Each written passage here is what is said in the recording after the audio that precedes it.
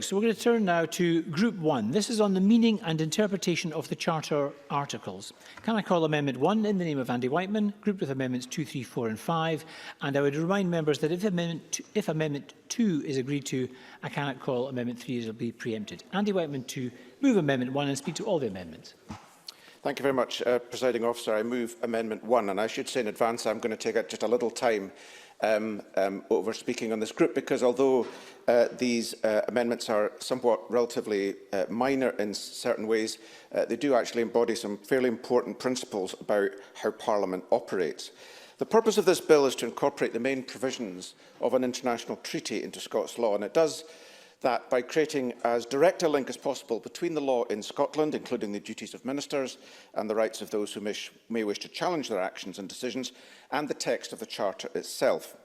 Section 1(3) of the bill then allows ministers, subject to oversight by Parliament, to update the Act through regulations to reflect any amending or additional protocols that may have been signed by the UK. And the key point here is that control remains here in Scotland. It would be up to the Scottish Government and ultimately Parliament to decide whether or not to further amend Scots law to keep pace with any changes made by the Council of Europe or indeed that the UK has signed up to. Scotland could take its lead from the UK Government or decide to leave things as they are. It would be our choice. Section 2A of the bill, added at stage 2 by a government amendment, sits uneasily, in my view, with the existing provisions in Section 1. Subsection 2A is what might be described as an automatic keeping pace provision that requires the court to read all the main provisions of the bill through the lens of whatever reservations, declarations, etc. that the UK Government makes at any particular time. The effect of this is that if the UK Government changes its approach to the Charter and does that formally by means of an international legal instrument, Scots law then changes automatically, whether or not the Scottish Government of the day or this Parliament thinks that's a good idea. Now, I didn't get much notice of the Government Stage 2 amendment that added subsection 2A, but I've reflected carefully on it since. I recognise the benefit of including in the bill mechanisms to allow the resulting Act to keep pace, not just with changes at Council of Europe level, such as the adoption of new protocols, but also changes in the UK's position, expressed through a legal instrument such as a declaration or denunciation. But I continue to believe that keeping pace should be done, if you like, manually rather than automatically, so that it's always the result of decisions taken here in Scotland. And that's why I've lodged Amendment 5, which extends the existing Section 1(3 so the regulation-making power can be used not just to reflect amending or additional protocols, but also UK legal instruments, such as declarations. And these are the recognised means by which a state party can fine-tune its adherence to international treaties that it's signed and ratified. By extending the manual pace mechanism of Section 1(3, I consider it's no longer necessary to retain the alternative automatic keeping pace provision that was added at stage 2, namely subsection 2A. So my Amendment 2 removes that section as an advanced consequential of my own Amendment 5. The Cabinet Secretary's Amendment 3 would adjust subsection 2A so its wording reflects the language in the Charter itself to describe the ways in which signatory states can fine-tune their adherence to the Charter, as well as the language of the Vienna Convention, which specifies how states can fine-tune their adherence to treaties more generally. Now, if I wasn't advancing my own amendments as an alternative to 2A, I would have no objection to this amendment, but I see it as unnecessary, given that the same choice of language is already included in my alternative Amendment 5. At stage 2, the Cabinet Secretary gave two reasons for adding subsection 2A. The first was that it took account of two declarations about the Charter made by the UK when it ratified in 1998. Now, I agree that these two declarations are important. One makes clear that the UK considers itself bound by all the articles that make up Part 1 of the Charter, which is significant because Member States can choose under Article 12 to be bound by only some of Part 1 rather than all of it. The articles that the UK has said it will be bound by are Articles 2 to 11, the same articles being given effect to by the bill. The other declaration defines the application of the Charter in the various countries of the UK and in particular makes clear that it applies in Scotland to the 32 local authorities constituted under Section 2 of the Local Government etc. Scotland Act 1994.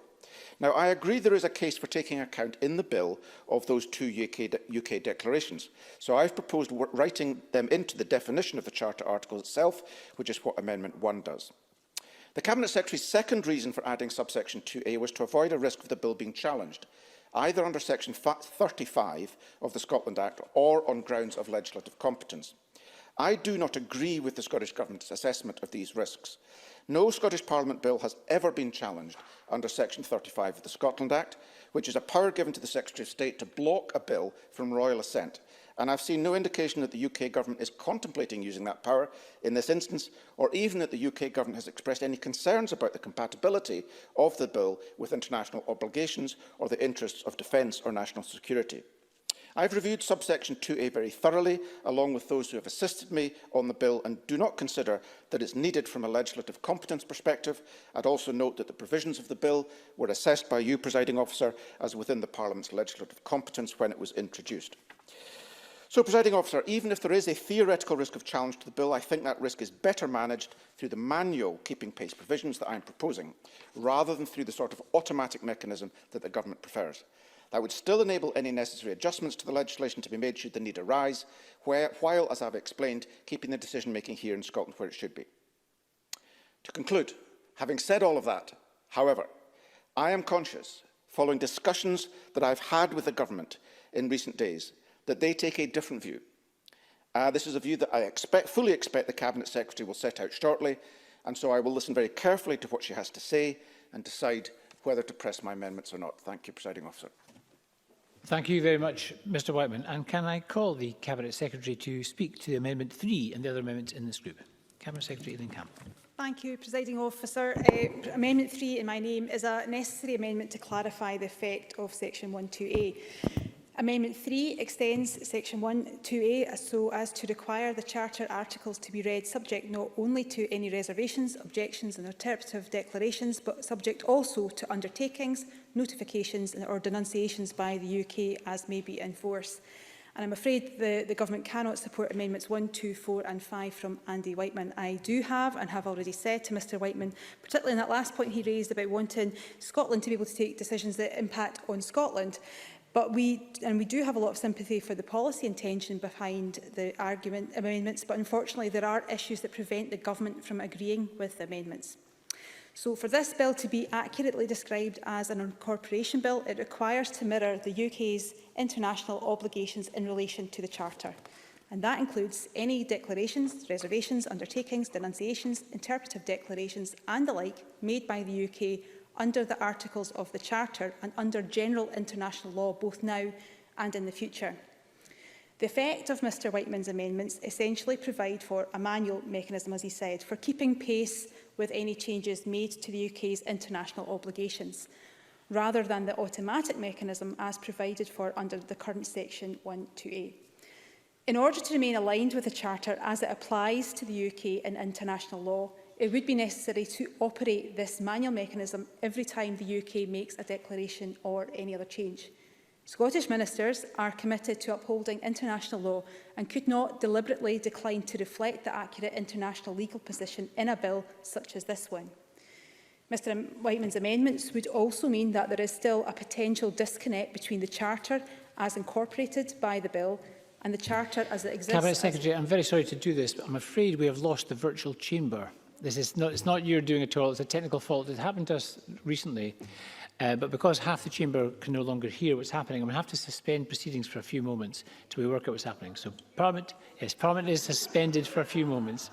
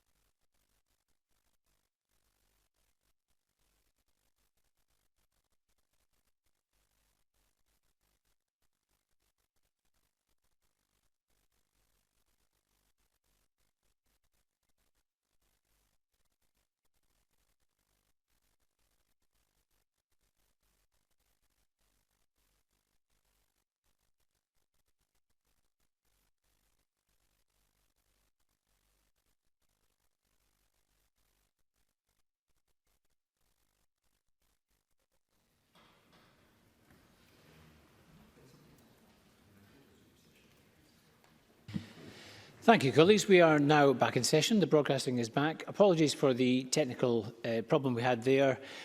We only lost the broadcast for about 30 seconds, so I'm going to ask the Cabinet Secretary to pick up where she left off, if that's okay. Cabinet Secretary. Thank you, Presiding Officer, and hopefully I've got to the right bit. So Mr Whiteman's amendments would mean that there is a potential disconnect between the Charter as incorporated by the Bill and the Charter as it exists as an international treaty and a set of international obligations to which Scotland, as part of the UK at the moment, is subject. Under Mr Whiteman's proposal, Scotland would potentially remain subject to both the Charter as incorporated by the Bill and the Charter as it exists as an international treaty, although only the Charter as incorporated by the Bill would be legally enforceable at a domestic level. This could cause confusion for ministers, for local authorities and the courts. It is therefore important to ensure this legislation is clear and without confusion as to how it might be used and interpreted in the future. And sitting behind all this, there is still the risk that the Secretary of State could deploy his powers under Section 35 of the Scotland Act to prevent the bill from being submitted for royal assent.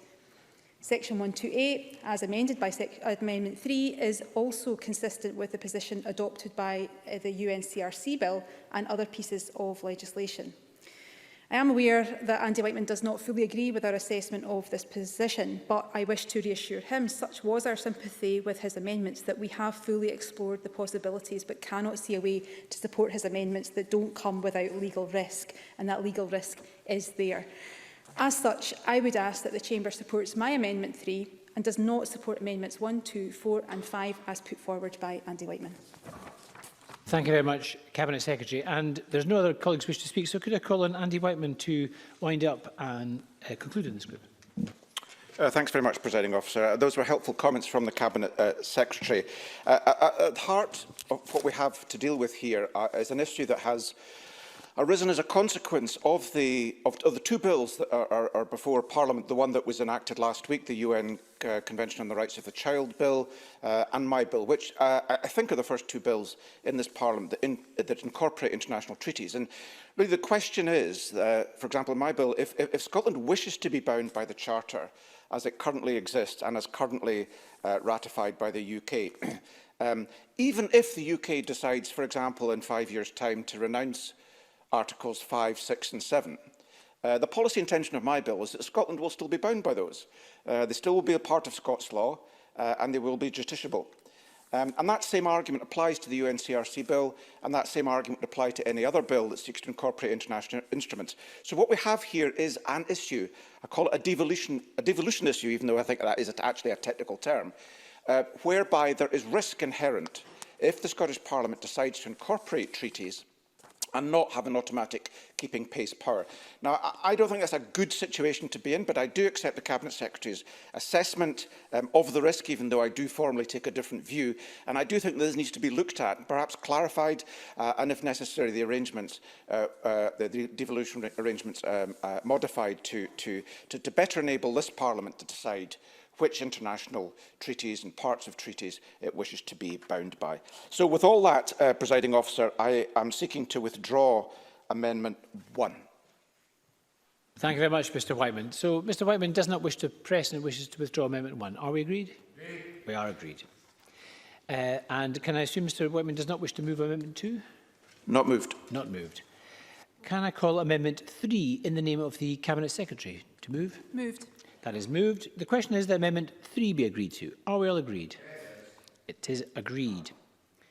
Can I call Amendment 4, Andy Whiteman, to move or not move? Not moved. Not moved. And Amendment 5? Not moved. Not moved. Thank you very much. Can I turn now to Group 2? This is on the scrutiny of regulations under Section 6(1). Can I call Amendment 6 in the name of Andy Whiteman to move and speak to Amendment 6? Thanks very much indeed. I move Amendment 6. This amendment does two things. Firstly, it refines the wording of subsection 6A6, which is one of two subsections in Section 6A, added by the Scottish Government amendments at Stage 2. The amendment ensures consistency of language between subsections 5 and 6, and would mean both would refer to compliance and/or non-compliance, rather than the situation currently where subsection 5 refers to a failure to comply with a requirement and subsection 6 refers to breaching of a requirement. The second change relates to the mechanism added by a Scottish Government amendment at Stage 2 to enable Scottish ministers to dispense with the additional 60-day pre-laying period that's normally required for regulations made under Section 6(1). New subsection 6 enables ministers to do this so long as they provide an explanation to the presiding officer. That new subsection appears to be modelled on section 31(3) of the Interpretation and Legislative Reform Scotland Act 2010. And my Amendment 6 requires that the explanation being provided shall be in writing and that it should be provided as soon as practicable after the instrument is laid.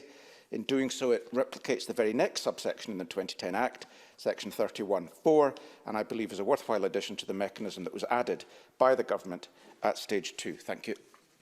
Thank you very much, Mr Whiteman. Can I call on the Cabinet Secretary? Thank you, Presiding Officer. Amendment 6 is a technical amendment to improve the language used in section 6A6 of the bill. The amendment also makes clear that if the Scottish Ministers lay a draft SSI before the expiry of the additional 60-day laying period required by section 6A3 of the bill, then the explanation they give to the presiding officer must be in writing and given as soon as practicable after the draft SSI is laid. Therefore, Presiding Officer, the Government wishes to indicate its support for Amendment 6. Thank you very much. Does Mr Whiteman wish to add any further comments? Nothing to add, Presiding Officer. Thank you very much. In that case, we'll go straight to the vote. The question is that Amendment 6 be agreed to. Are we agreed? Yes. We are agreed. And that ends consideration of amendments. So, as members will be aware, at this stage in proceedings, I'm required under standing orders to decide whether or not, in my view, any provision of the bill relates to a protected subject matter, that is, whether it modifies the electoral system or franchise for Scottish parliamentary elections. In the case of this bill, in my view, it does not. Therefore, the European Charter of Local Self-Government and Corporation Scotland Bill does not require a supermajority to be passed at stage 3. Now, in a second, we'll move on to the debate. We'll just have a pause. In fact, I'll just suspend for a minute, and then we will move on to the next item of business. We'll move on to the debate on the motion.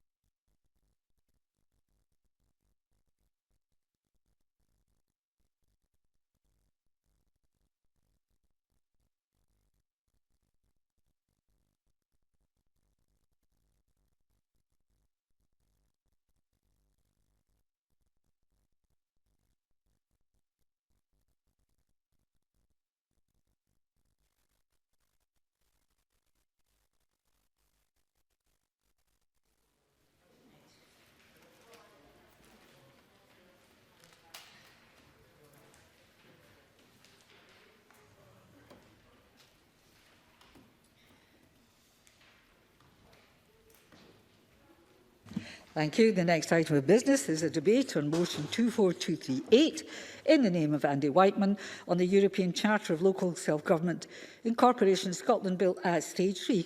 Can I invite those members who wish to speak in the debate to press the request to speak buttons or put R in the chat function if they are remote. And I call on Andy Whiteman to speak to move the motion. Mr Whiteman, please. Thank you, Presiding Officer. I move the motion in my name.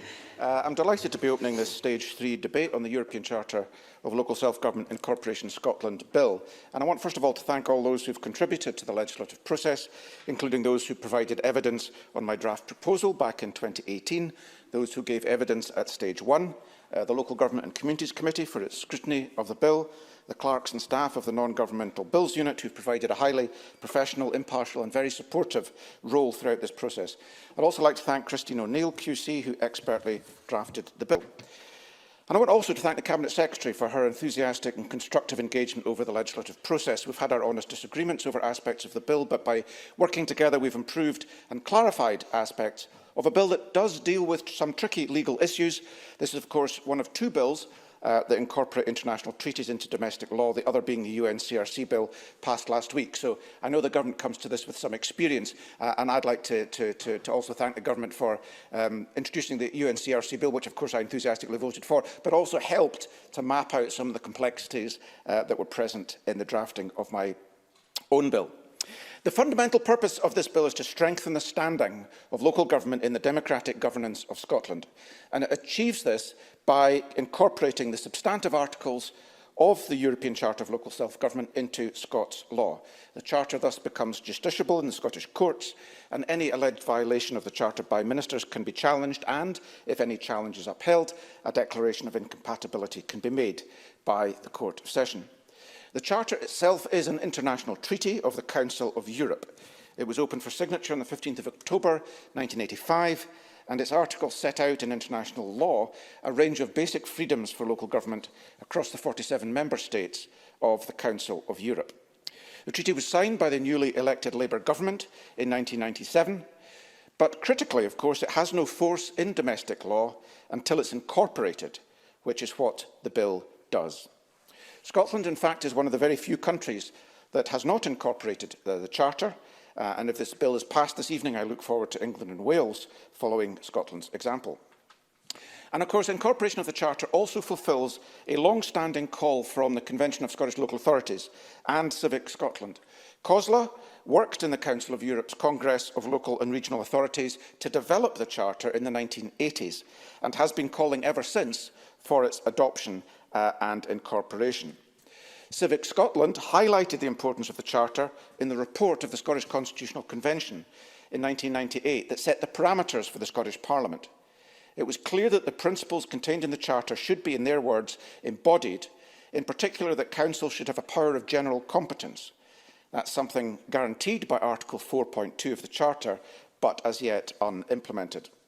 And as far back as 1972, in fact, Jimmy Reid, in his famous rectorial address, argued that, and I quote, "The power of Parliament has undoubtedly been eroded over past decades, with more and more authority being invested in the executive. The power of local authorities has been and is being systematically undermined." Of course, he wrote those words, spoke those words in 1972 when we were in the process of abolishing 196 very local town councils. Presiding Officer, unlike most European countries, our local democratic institutions have suffered from ad hoc reform, systematic disempowerment and neglect. We have the weakest system of local government in most of Europe, and we have so-called local councils, where, for example, Ballachulish and Wick are considered to be in the same local area. Back in 1999, at the dawn of this Parliament, the Mackintosh Commission on Local Government observed that, and I quote, "It could be said that Scotland today simply does not have a system of local government in the sense in which many other countries do. The 32 councils now existing are, in effect, what in other countries are called county councils or provinces." And as recently as 2013, COSLA argued that Scotland is one of the most centralised countries in Europe. It's no coincidence that our European neighbours are often more successful at improving outcomes and have much greater turnout at elections. Now, Presiding Officer, those debates remain very much alive and are indeed for another day.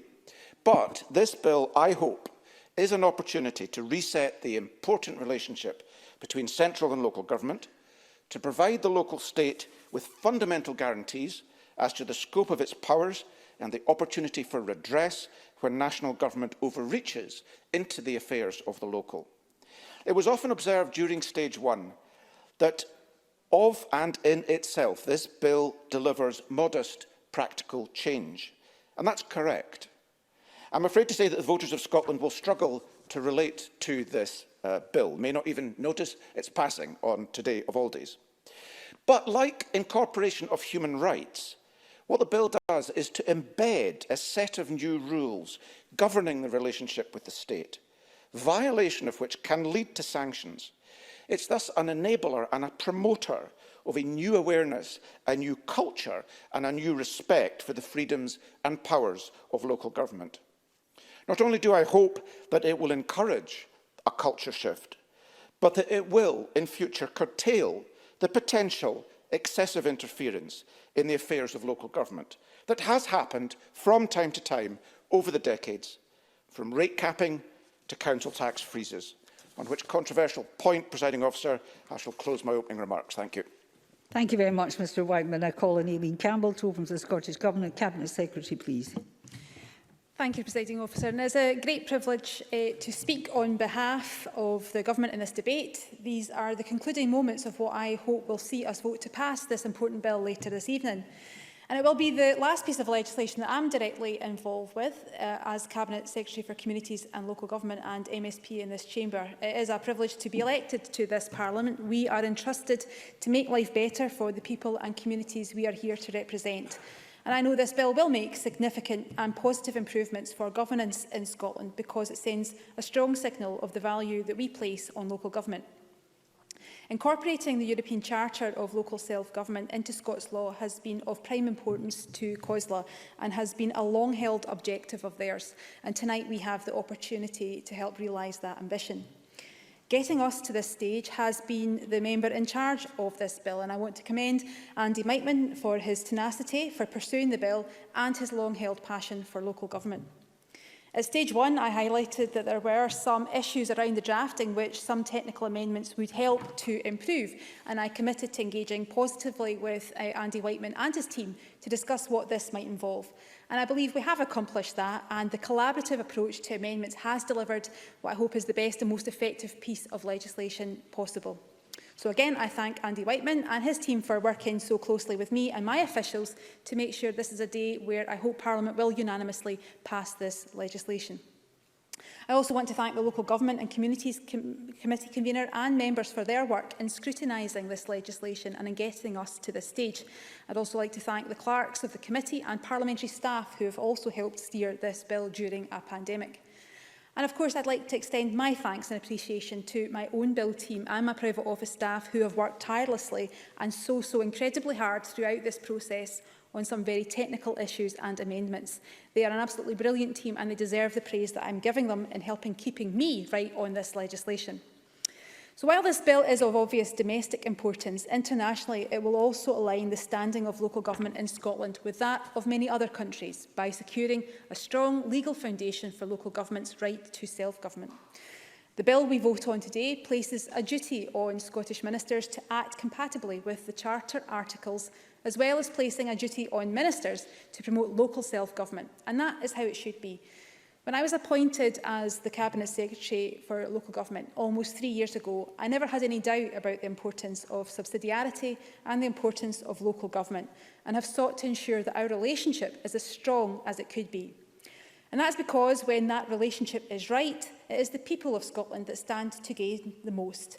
I know that as a determination has always been shared by my valued colleague and COSLA President, Councillor Alison Evison too. I believe that by and large this meaningful approach to partnership working has been achieved and has been successful. Whether we have councillor before our names or MSP after it, we are bound by the aims and vision to make our country fairer and equal with flourishing communities. This ambition drove COSLA, representing all 32 local authorities and the Scottish Government, to work in partnership to agree our national performance framework. A framework that articulates the sort of country that we want Scotland to be, one that has well-being, kindness and dignity at heart, and which, regardless of what sphere of government we are from, pursues those shared priorities to achieve the best possible outcomes for the people of Scotland. Local and central government share a commitment to subsidiarity and local democracy, also through the joint work of the Local Governance Review. And last week we saw the publication of Democracy Matters materials, which will offer people a clearer sense of how their aspirations for local democracy could be realised. Through the work of the review, we now also have proposals from councils across Scotland who have come forward to share their ideas that can strengthen our local democracy and promote a shift of power that benefits our communities. An exploration of these ideas involving all relevant public service partners will offer the new Scottish Government a platform for dialogue with COSLA following the Scottish parliamentary elections. Local and national government also share the ambition to ensure our children have the best possible start, and work we are doing together to expand the hours of flexible, high-quality childcare provision is significant. And it's driven by local and national government working hand in glove, united by a focus on the positive impact that this will have on our youngest children and families. The expansion originally intended for August last year was paused last April to give local authorities the flexibility to focus on responding to the COVID-19 pandemic. However, from August 2021, all eligible children will benefit from at least 1,140 hours of funded early learning and childcare. And in talking of the COVID-19 pandemic, It has shown us once again of the importance of collaboration, national and local government working together to respond to local circumstances in order to keep the most vulnerable in our society safe and essential services available. Councils have played and will continue to play a central part in our response to the pandemic. From delivering critical childcare, to supporting the vulnerable, to paying lifeline business grants to help local businesses survive, the heroic efforts of local government workforce has been a remarkable effort. And as we move forward at pace with the vaccination rollout, we will see the balance shift from dealing with the immediate health crisis of COVID-19 to dealing with its enormous social and economic impact and its long-term effect on people's well-being.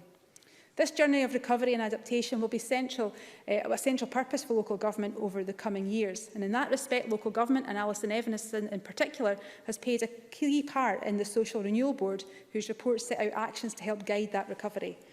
As part of our response to that, we will need to build on the incredible work councils have done and embed the positive changes to ensure that our services best meet the ever-evolving needs of our people and our communities. So, Presiding Officer, I've set out how we have always sought to work in partnership with local government and how, when we do, the outcomes are positive. This bill will strengthen and build on that relationship, but the bill in itself is not the end of the story. It is actually the start of building something better. I believe it can act as a catalyst to not only strengthen the relationship, but open up opportunities to discuss what kind of future we want and what more transformative policies we can introduce to improve the lives of people in Scotland. And I hope that all members across the Chamber will support it this evening. And again, underline my thanks to Andy Whiten for steering it to this stage. Thank you. I call Annie Wells to over the Conservative. Ms Wells, please. Thank you. Thank you, Presiding Officer. I too would like to wish Aileen Campbell all the best for her future endeavours. I think we've definitely had a good relationship during this Parliament and times when we can see eye to eye. But I'm thankful to be given the opportunity to speak in today's debate. I would also like to thank Andy Whiteman MSP and others for their hard work and efforts so far on this bill. Presiding Officer, the Scottish Conservatives support the overarching aims of this bill as it seeks to strengthen protections for local government in Scotland. With much of the day-to-day political focus and stories in the capitals of Europe, London and here in Edinburgh, we often fail to recognise the important role that local councils play in delivering for the Scottish people. Scotland's councils are responsible for educating our children, maintaining our roads and looking after our elderly.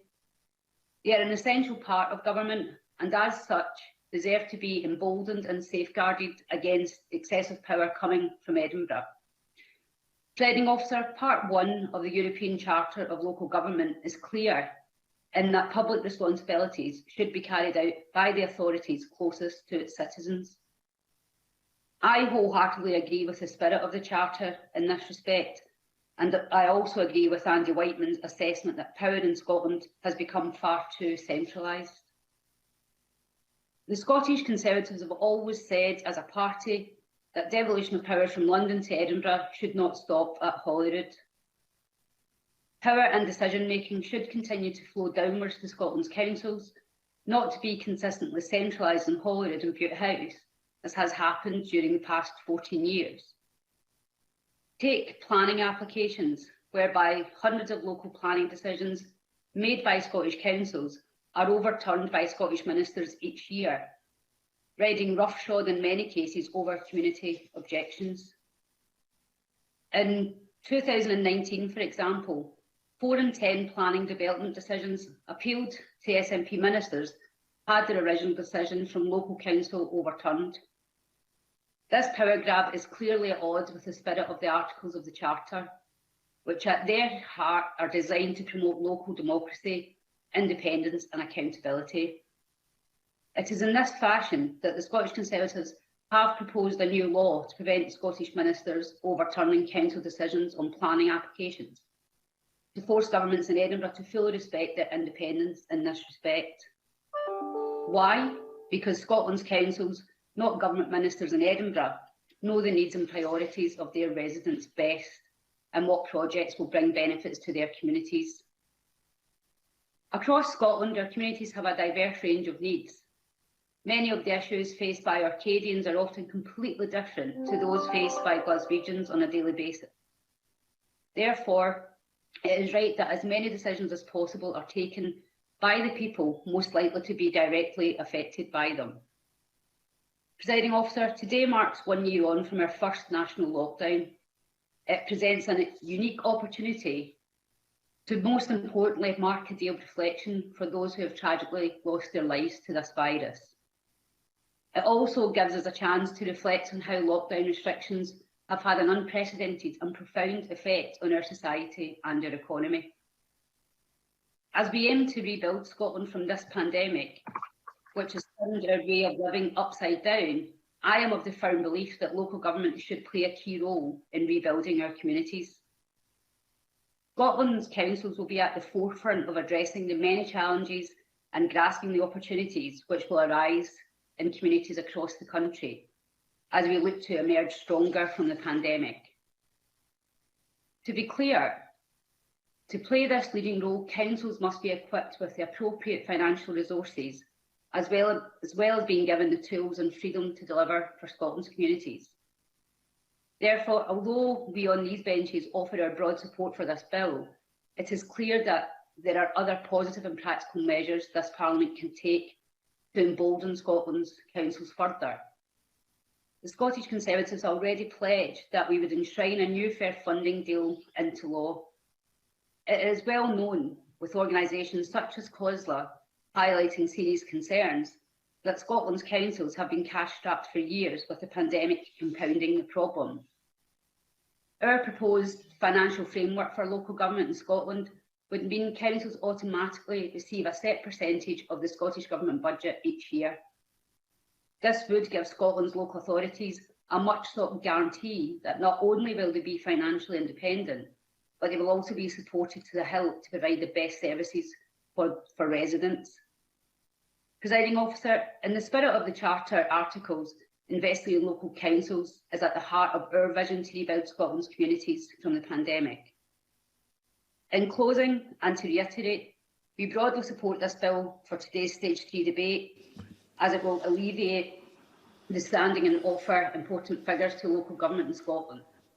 However, we believe that this Parliament can go further and be much more ambitious in supporting local councils in Scotland with practical measures to deliver for residents across the country. Thank you, Presiding Officer. Thank you. Can I please remind members, I don't want to interrupt people, but everybody's going over their time and we can't have that. So can I ask members from now on please to keep their time? I'm calling Polly McNeill to open for Labour. 4 minutes, please, Ms McNeill. Congratulations to Andy Whiteman in reaching Stage 3 on his Members' Bill. I think it's a good bill to end the Parliament session, and Andy has made a dry subject very energetic and meaningful. And I do want to add my thanks to Aileen Campbell for all her service. I've seen her make several final speeches. This might be the final one, but all the best to Aileen Campbell.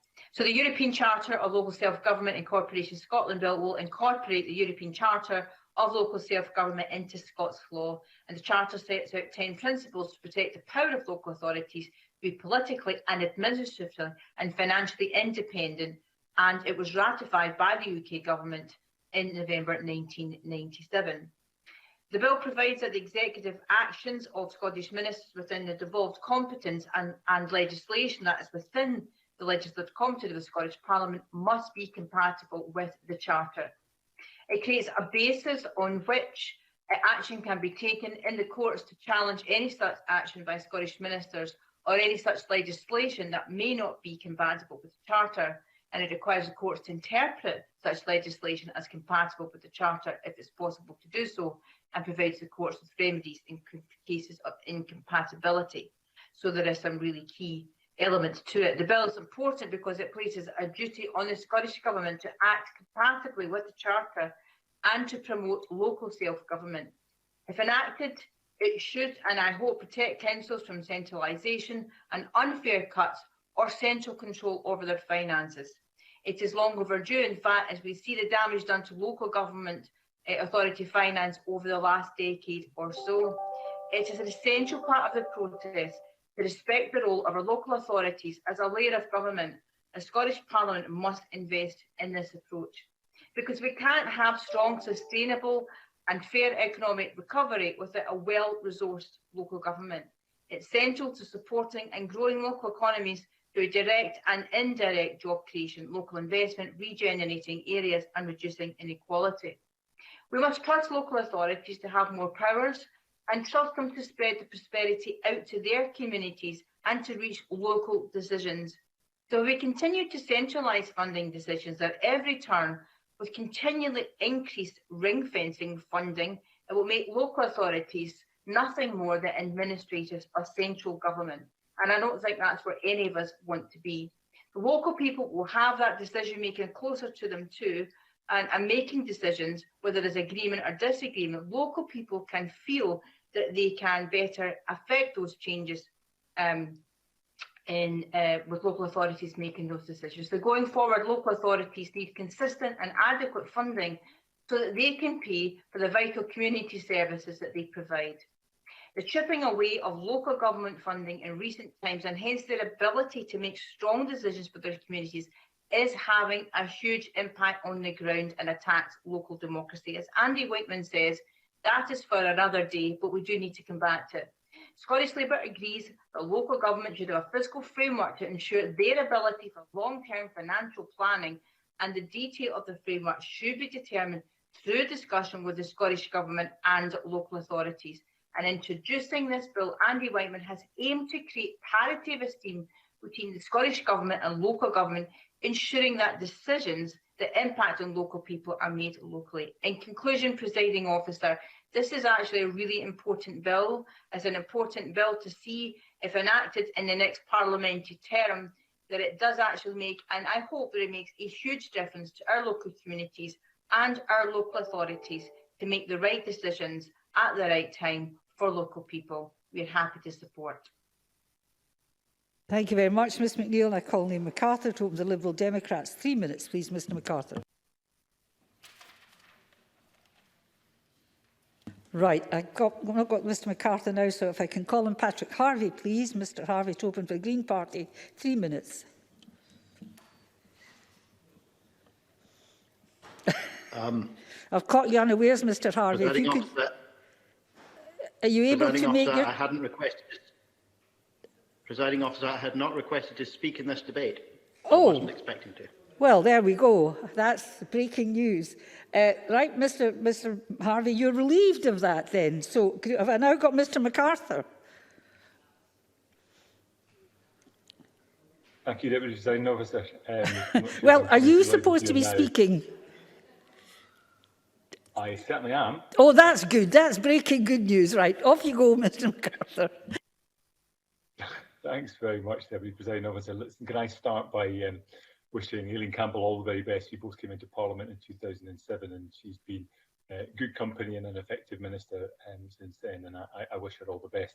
But can I congratulate Andy Whiteman and thank him very much indeed for his work on this bill. I think it's a fitting tribute to the contribution Andy Whiteman has made to this session of Parliament, and the bill is one Scottish Liberal Democrats strongly support. Indeed, in 2015, my former colleague Tavish Scott sought amendments to the Community Empowerment Bill to place this charter on a statutory footing. He'll be sad not to be here in person contributing to this debate, but I'm sure he'll be raising a glass of something in honour of this moment. Tavish recognised, as many of us recognise, that devolution was always supposed to be about more than the transfer of powers to Scotland. It was about the transfer of powers within Scotland.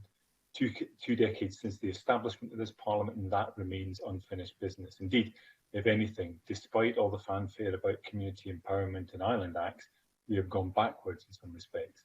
Local authorities and local communities feel more powerless, less able to influence the decisions that most directly affect them. Whether it's neutering them through prolonged council tax freezes or the centralisation of services, the effect is the same. Democratically elected local authorities should be given the power to act in the best interests of the communities they serve. That should be self-evident regardless of which party or parties are in power at a national level. Embedding the principles of the Charter in Scots law seems a very good way of moving us in that direction. Hopefully it can help ensure that decisions about how local services are shaped and delivered are decided at a more local level. It may not offer any guarantees, but it does increase the likelihood that those decisions will be informed by those with the clearest understanding of local needs and circumstances, improving services, or at the very least, improving accountability for those services. Scottish Liberal Democrats are committed to that. It's in our DNA.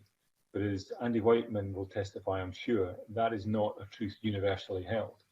My hope is that by enshrining this charter in Scots law, there will be more opportunity to push back at the relentless agenda of centralisation we've seen from some quarters. Indeed, I can draw on recent examples. The Island Impact Assessment into proposed centralisation of air traffic services away from the islands to a remote tower in Inverness shows how important it is to have a legal ability to challenge. The assessment showed beyond doubt that the plans were not being progressed in the interests of island communities like the ones I represent. Despite SNP ministers defending the policy to the hilt, the assessment only revealed negative and significantly negative impacts for both Orkney and Shetland, from the direct loss of well-paying and highly skilled jobs to ripple effects for the local economy. The policy is being driven through with no real concern for the communities most directly affected. The compelling case for much needed investment in the modernisation of air traffic services in each of our island groups has been used as an excuse to rip them out and relocate them. It's like dealing with a headache by prescribing decapitation. Today, Orkney Islands Council will debate a motion on the subject. Shetland and Western Isles councils have already taken firm stands against what's being proposed. I hope that with Andy Whiteman's bill passing, these island authorities may stand more chance of having their voices heard on this and other similar issues. Because in a range of policy areas, from policing to health, economic development to transport, too often decisions are being made that ignore the needs of rural and island communities. The duty for Scottish ministers to act compatibly with the Charter, the requirement for courts to read legislation in the way that's compliant, will be another valuable tool. The principle of the Charter received unanimous endorsement from the Council of Europe in 1998. I hope the Scottish Parliament will be just as emphatic in supporting this bill at decision time today. And once again, I thank and congratulate my friend Andy Whiteman on his achievement in piloting this worthwhile legislation through Parliament. Thank you. Thank you very much, Mr MacArthur. Open debate, 3-minute speeches. Keith Brown followed by Tom Mason. Though, Mr Mason, the 3-minute does not apply to you as you're special because this is your last speech. So, Mr Brown, please. Thank you. Andy Whiteman introduced this bill to Parliament less than a year ago, and I also congratulate him on bringing it to this important and historic stage. But in truth, it's been a very long journey indeed to get to this stage. The process has started well before this Parliament had even come into being, and I feel as though I've travelled much of that journey alongside it. As a former council officer, councillor, council leader, former member of the EU's Committee of the Regions, and now a member of the Bill Committee, I think I have some insight into both the need for the bill and its passage into law.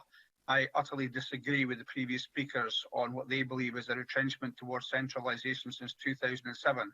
Perhaps they aren't as aware as I am of the history of local government before that period. The European Charter of Local Self-Government came into being on the 15th of October 1985 and was signed by all 47 member states of the Council of Europe, the UK ratifying it in 1998. Now, before any Brexity types in the Conservative seats start to get all anxious, that's the Council of Europe, one of the few European institutions of which the UK still retains membership. Job done then, you might think. What are we doing here still discussing this some 35 years down the road? And that's because, as Andy Whiteman has said, ratification is not the same as incorporation. It's all very well to say that we agree with a set of principles and then not do anything about it. But what has actual meaning is to say we agree with these principles and we will abide by them. To demonstrate that commitment and to ensure that we will indeed follow them, we must make those principles part of our legal corpus. The Law Society of Scotland pointed out in its submission to the committee, and as the explanatory notes to the bill make clear, in the legal systems of the UK, domestic and international law are distinct and separate from one another. They agree that to give public international law the same legal authority as domestic law, it must be incorporated into domestic law. So that is what we're doing here today, incorporating the Charter into Scots law, doing something that I recall supporting at the Convention of Scottish Local Authorities more than 20 years ago as a council leader. Annie Wells, in her litany of attacks on the SNP, I think does not understand the history of local government. And the idea that the cash-strapped local authorities that she talks about is distinct from the austerity measures of the government that she supports is laughable. The Congress of Local and Regional Authorities of the Council of Europe has a responsibility for ensuring the proper application of the European Charter of Local Self-Government. And it's worth reading from their most recent monitoring report on the UK's compliance. It was published in 2014, but I suspect is more applicable than ever. The report expresses satisfaction that the UK is in general in compliance with the obligations taken under the Charter, and that compared to 1998, the situation has improved, notably through the devolution process, a process which, in contradistinction to Annie Wells, the UK government has not observed. Look at its attacks on this institution, for example. As regards consultation procedures, the report welcomes the successful partnership approach adopted in Scotland, Wales and Northern Ireland. It notes there are some areas of concern, particularly as regards the financial resources of local authorities, their limited taxing powers and the dependence on government grants. It also underlines that there are ambiguities that need to be addressed in areas such as the lack of recognition of the right to local self-government in the law beyond the general powers granted by the Localism Act. Not having incorporated the Charter long ago, the UK is, as on so many other matters, very much an outlier. We have the opportunity today to steer Scotland at least back towards the mainstream, perhaps provide an example for the rest of the UK to follow. And most importantly of all, this bill will strengthen local government in Scotland. I am pleased to support the bill. Thank you very much. I now call Tom Mason to follow by James Dornan as I trailed. This was Mason's final speech in the Parliament. Mr Mason. Thank you, Presiding Officer. I remind colleagues that for the last time I'm a councillor of Aberdeen City. Presiding Officer, before re-entering active politics in 2016, I spent many years lecturing on the MBA programme at Aberdeen Business School. A regular guest lecturer was the Chief Executive of Aberdeen City. After one of these talks, a Chinese student declared she was confused. Why, she asked, did the Chinese local governments, under a centralised command economy of the Communist China, have more freedoms and discretion than local authorities in Scotland under so-called liberal Western democracies? A good question. This local government charter is wide-ranging and contains some 11 articles. The financial articles 9 I find the most interesting. It includes for local government the right to be fully consulted, the right to decide on local taxation, the rate and to keep it, the right to have a fair distribution of resources, and the right not to have financial support ring-fenced, and the right to use its funds how it wishes. Considering that since 2013-14, local government has seen a budget cut of 2.4% against government real terms increase of 3.1%, and with, according to COSLA, more than 30 ring-fenced projects exist, the bill we are putting into place today requires a step change in relationship of Scottish Government with local authorities. In short, Presiding Officer, it says quite simply to the SNP centralising government, get your central controlling tank off our local authority lawn. This bill, incorporating the European Charter for Local Self-Government, is not before its time. I will certainly be supporting the bill tonight. Presiding Officer, since my last contribution to this chamber, I would like to put on record a few thanks. Firstly, I must thank my team, David Hill in Edinburgh, Michelle Binney and Rami Jarrow in Aberdeen, and various other people who have assisted me during my period as an MSP. I also thank my wife Kate and my family who have never failed to support. I particularly want to thank them for accommodating the increasing onset and influence of Parkinson's, which, although well medicated, has destroyed my ability to write and over recent months limited my contributions. To this end, I would like to thank the parliamentary authorities for allowing additional resources to assist me with this problem. Without exemption, the parliamentary support, administration and clerks and IT have been commendable. I thank you all. Presiding Officer, I first campaigned on behalf of my mother for chairmanship of Bishop Stortford Council as long ago as 1960. I was also a councillor for the Grampian region long before this assembly was conceived. In 2017, after 20 years as a JP, I became a councillor again in Aberdeen. In the same year, I arrived unexpectedly at my age as an MSP. I was not the oldest, as Gil Patterson hyped me for that honour. I did, however, become a committee convener, albeit for only 2 minutes. I've retained my local government connection throughout, and indeed on leaving this place, I continue as a councillor in Aberdeen. It is for others to judge my contribution over these few years, but I always remember falling out with the First Minister over Aberdeen Art Gallery, and even ending up as advocate for croquet during this pandemic. A wary joke, but with a serious point about the value of sport to physical and mental health. It has been an honour and a privilege to serve the North East of Scotland. even if I never understood the word of some of my Doric-speaking constituents. My long career in politics has given me a great expectation for this Parliament. The creators all, I believe, wanted to be creative, inclusive, collaborative, transparent, proportional and family-friendly. In some ways, it has achieved this. Petitions, whose committee I sit, has opened up an amazing range of issues, and if not resolved, certainly explored. The friendliness of this building and the respectful nature of staff and the MSPs of all parties provides continual encouragement. I've witnessed debates that have demonstrated extensive knowledge, understanding and compassion. However, its ambition to be proportional and family-friendly derives of its organic and creative characteristics. Members look to the party bosses for their continued inclusion, not to the electorate. The parliamentary arithmetic drives the numbers of questions, length of questions, numbers of speakers, and numbers of minutes for each speech, regardless of content. On many occasions, time has driven out knowledgeable and meaningful contributions and allowed poorly constructed bills into the statute book. Never mind the quality, feel the width. At least we all get home to tea for 6. There is no real sign of collaboration, and in the end, sizable minorities have been abandoned to the benefit of very small vested interest. And in ending, and to this end, I will tell you a short solitary tale. Some time ago, and before the earth was round, or at least before Facebook and Twitter were invented, there was a radio program for younger listeners called 4D Special. It had a competition to compose a mini saga of not more than 50 words. This was the winning entry. 3 pigs in a bed. The big pig said, roll over. The next pig said, roll over. And the little pig on the end said, don't roll over, I'll fall out of bed and die. They voted. So the big pig rolled over, the next pig rolled over, the little pig on the end rolled over and fell out of bed and died. Democracy. Thank you.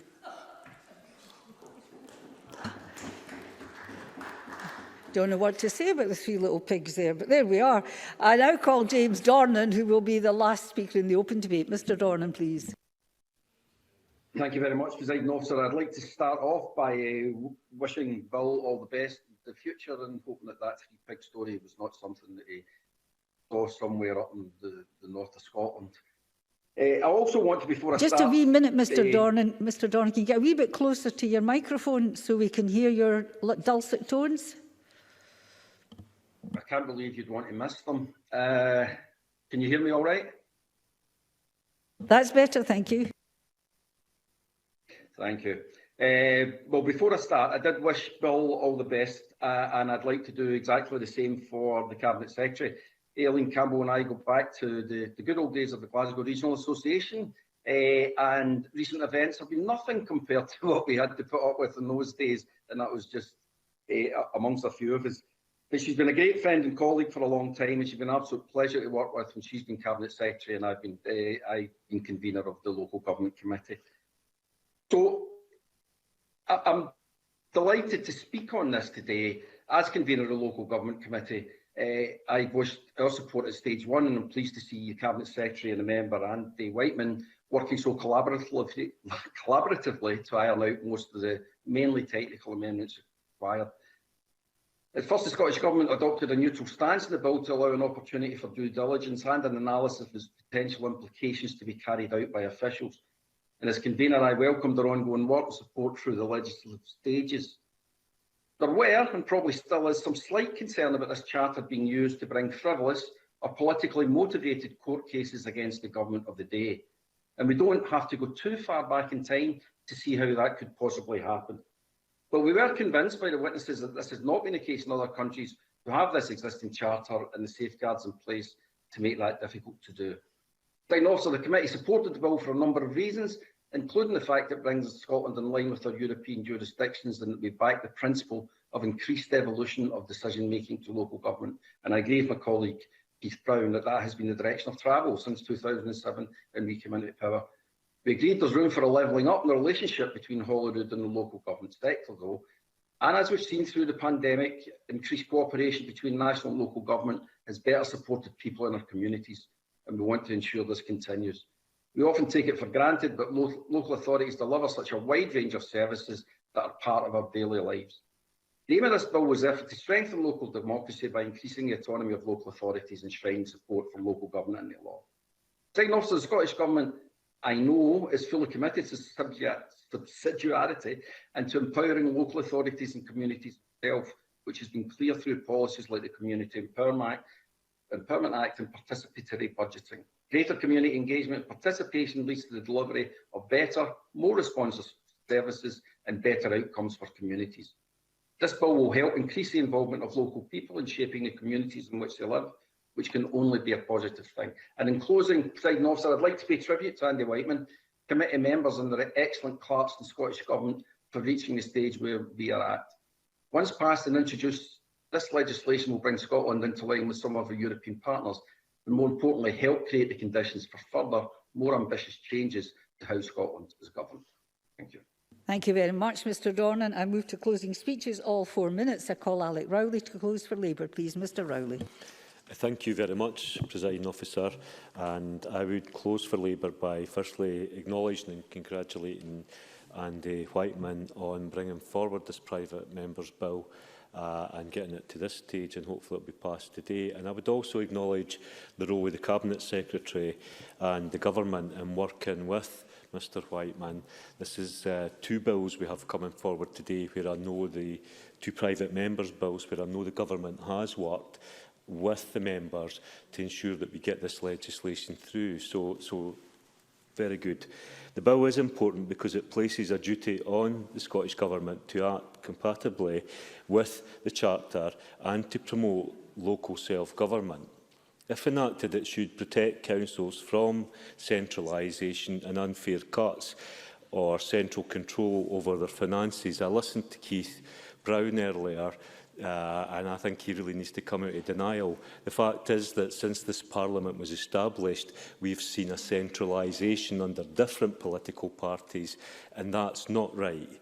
And we need to look at actually getting power further down the way rather than centralising that. So every party that's had power in here has tended to centralise local government, and Mr Brown should wake up to that fact.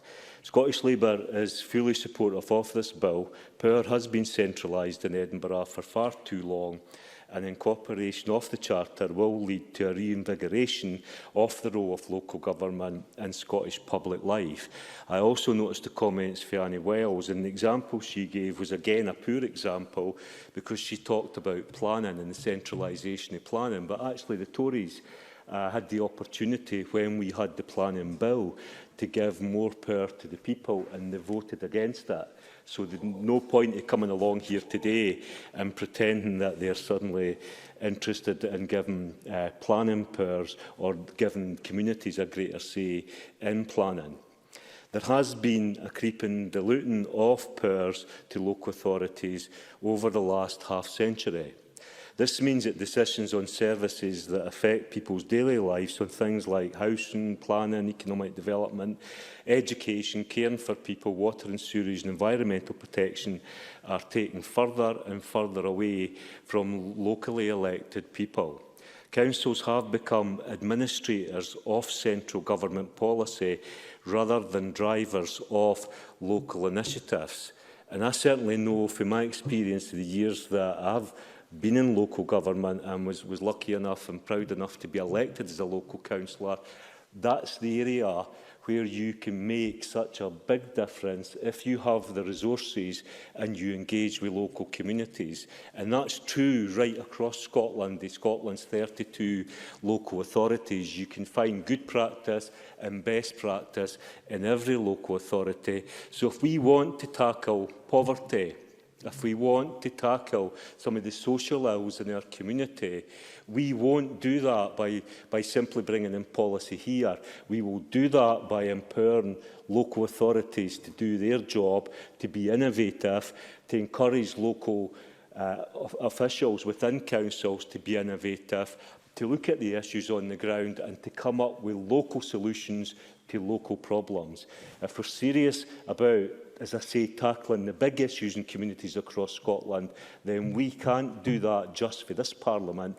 We can do that by empowering local government. So Labour will certainly support this bill today as a welcome step on the way to empowering local authorities. Thank you, Presiding Officer. Thank you very much. Now I call Alexander Stewart, close to the Conservatives. Mr Stewart, please. Thank you, Deputy Presiding Officer. Delighted to be closing this evening for the Conservatives on the European Charter of Local Self-Government and Cooperation Bill. Local democracy is fundamentally important to our society. Councils across the length and breadth of Scotland really do act at the coalface on daily lives. And they understand the challenges that their constituents face and the aspirations for their communities and for their locations. And they are best placed to identify solutions and opportunities. We need to trust our local communities and local people to make decisions and policy that most directly affect them. And that is why I've said this before. I very much welcome the bill and the incorporation of a local self-government charter into Scots law. And I pay tribute to Andy Whiteman for bringing this bill forward. But we all know that Scotland's local communities aren't trusted to make decisions themselves, Deputy Presiding Officer. Sometimes it is difficult to say that councils are truly a local government, but rather better description might be they're an arm's length extension and an arm's length body of the Scottish Government. It is certainly how they are being treated. In recent years, the diktats and guidance from Holyrood have shown that, and that has grown and grown, and councils have had less and less control over their budgets. Both formal and informal ring fencing has reduced the disciplinary inspection and the council have therefore the reduced scope to deal with decisions that make them. And they have had to, because of that, axe has had to fall even harder on many essential services within local communities. It cannot be said that the current Scottish Government is compliant with the principles of the Charter. So while we welcome the Government to support the bill, we will certainly be doing that this evening. And as we said at stage one of the debate, the purpose of this was to ensure that the Scottish Government is going to change their approach to councils. When will policy diktats stop? When will ring fencing budgets stop? I think we all know the answers to these questions. They won't, Deputy Presiding Officer. And while I very much welcome the ambition of this bill, it is still some reservations about how it will work in practice. It's still very much in doubt whether councils will have the risk or the appetite, even the mind and the funds to challenge the Scottish Government in courts to ensure that their local democracy rights are protected, and also the remain to ensure that they engage in the whole process. It is simply the case that having to wait to see how that will work in practice. That being said, I welcome the fact that amendments came at stage 2 that improved the bill, and in particular I welcome amendments ensuring that local ministers and Scottish ministers have the duty to consult local authority representatives. I also welcome the checks and balances that the Scottish ministers will have to deal with in dealing with any action. It is vitally important that Parliament has a proper oversight of the regulations made by Scottish ministers under section 6 of the bill. Before I conclude, I'd like to highlight some areas from the debate this afternoon. Andy Whiteman talked about strengthening the standing of local authority, and the bill will see COSA adopting what they've asked for in the past. This bill will see modest changes which will make a difference across the country. The Cabinet Secretary spoke about a positive change for the bill and a positive approach, and that has very much worked to getting us to this stage of stage 3 of the bill. Annie Wells talked about the role of local government and how the powers that they have and what can happen. And there's no doubt, as she identified, things have been centralised. So in conclusion, Deputy Presiding Officer, we in the Scottish Conservatives welcome the bill to enhance and enshrine the local self-government charter in Scottish law and will bring Scotland into line with other European countries. Devolution should not stop at Edinburgh, but over the current government's term of office, powers have been sucked in to the centre and local government in Scotland has been fundamentally undermined both practically and financially. The bill is undoubtedly a step in the right direction, but the power that we have seen for local governments will need to be challenged and will need to be seen for the future. I welcome the bill. Thank you, Presiding Officer. Thank you very much, Mr Stewart. And I call on Aileen Campbell, close to the Scottish Government. Cabinet Secretary, please. Thank you, Presiding Officer. And This isn't my last contribution, but I really appreciate some of the messages that I've had from members during the course of this debate. I've got members' debate afterwards, and I've got portfolio questions tomorrow, so it's a long goodbye from me for my last week in Parliament. But anyway, I appreciate members' remarks. Today, the Scottish Parliament is taking an important step to reinforce the autonomy of powers of councils in Scotland, and by doing so, strengthening the status and standing of local government. So I thank members for their many excellent contributions to the debate and the passion they have shown for local government and local democracy in Scotland. It's clear that everyone across this chamber values the unique role our councils and the important role that they play in our lives. The consistent message throughout each stage of this bill and from key stakeholders is that passing it will strengthen local democracy by ensuring a parity of esteem between the various spheres of government. And that is why I highlighted in my opening speech that we must not see this legislation as the end or a blunt instrument, but as a means to strengthening the relationship and an opportunity to continue along the path of making Scotland a fairer country. And the country has never needed its spheres of government working together more. During the passage of this bill, we have had hybrid and virtual sessions, and members have contributed fully to this debate via Blue Jeans. It's a reminder, as if one was needed, of just how much life in this Parliament has changed. And an even more stark reminder of what the country has been through is that today marks, of course, the year since lockdown, and it's today that the country has collectively paid its respects to those that have lost their life due to this nasty virus. A milestone like this gives us a cause to reflect on what's happened, what worked and what next. And I have now the chance to put on record my thanks to our local authorities for all that they have done over the course of the last year. Because despite the obvious trauma and suffering of COVID that has brought to so many during the course of this pandemic, there have been countless acts of kindness, solidarity, compassion as communities, the third sector, supported by our local government partners, have stepped up to look after one another. But while, of course, there has been a flourishing of good practice and community endeavour, COVID has also brought into sharp relief the persistent inequalities that exist in Scotland despite our best efforts. So, as this bill prompts us to think about how we want to see governance in Scotland move forward, so too does COVID prompt us to think about the type of country that we want Scotland, along with our local government partners, what type of country we want to create. We want to ensure decisions, therefore, are taken as close as possible to those that they affect most. We want a vibrant, inclusive democracy that supports local self-determination. Mr Whiteman's Members' Bill, therefore, is welcome as we hope that it will create the conditions for further, more ambitious changes to Scotland and how it's governed. This bill, the work of the Social Renewal Advisory Board, and a desire and a momentum to empower our communities, trusting them, supporting them to make the changes we all want to see to ensure a recovery does not revert back to normal when that normality has failed too many for too long. For me, Presiding Officer, when we're talking about governance and how the country is structured and how decisions are made, it does remind me of why I want independence for Scotland. I've never believed that Scotland is any better than any other country, but I do believe it is as good as any other country and we can make a success of independence.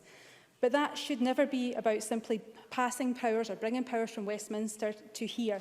Instead, it should be a full consideration of how we choose to further devolve powers out to our councils and out to our communities. But until then, I am pleased to help support this bill through the passage of this last moment in the chamber. We want to make sure that we can see decisions taken locally. We want to make sure that Parliament is responsive to the clear desire from our communities and our councils to work in partnership to create the better country that we all know can be achieved. And we all want to ensure that we can create fairness in the process of it. I think this bill prompts us to really consider and think through how we work together with our local authority partners to make sure that Scotland can be a success, and never have we needed more to be working in close partnership with our councils as we seek to recover from this pandemic. So many people have played their part in getting us to this point, but before I close, I want to particularly acknowledge the role of COSLA, MSPs across this Parliament, and of course Andy Whiteman himself, who has led us to this point. He and his team should be rightly proud of their achievement today, and I thank them for their collaborative working, and hopefully it does serve as a platform from which we can build a better, fairer Scotland. Thank you. And I call on Andy Whiteman to close as the member in charge of the bill. Mr Whiteman. Thanks very much, Presiding Officer, and I thank all members who have spoken in this debate. I want to echo the Cabinet Secretary's thanks to COSLA because they, as I said in my opening remarks, have been championing this for a long, long time. And their team, their staff, and Alison Evison, the convener, president rather, of COSLA, have been extremely supportive throughout this.